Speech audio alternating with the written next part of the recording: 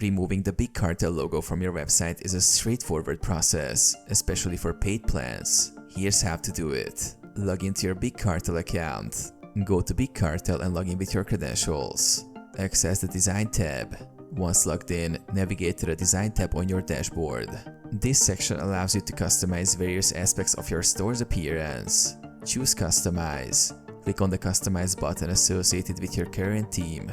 This opens the theme customization options. Find the Logo section. Look for the section labeled Logo or similar within the customization menu. The exact wording may vary depending on the theme you've chosen.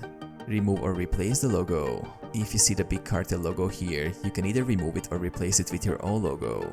To remove it, simply delete the logo file or clear the input field.